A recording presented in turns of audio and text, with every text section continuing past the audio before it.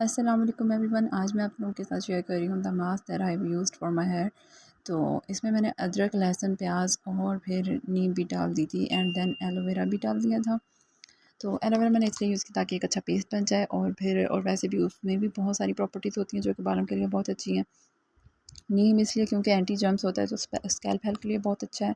तो जब scalp healthy होगी तो फिर बाल तो ऑब्वियसली ग्रो करेंगे। फिर जो लहसुन है या प्याज है या अदरक है, दे आर स्ट्रॉन्ग स्पाइसेस, तो ब्लड सर्कुलेशन के लिए बहुत अच्छे हैं। वैसे ही उनमें न्यूट्रिएंट्स एंड एंटीऑक्सीडेंट्स हैं।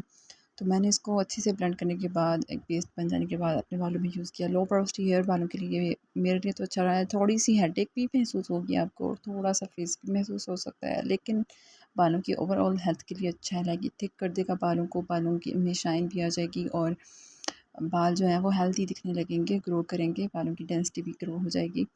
तो yes, you can use it for yourself. बस एक पैच टेस्ट लाजमी कर लें।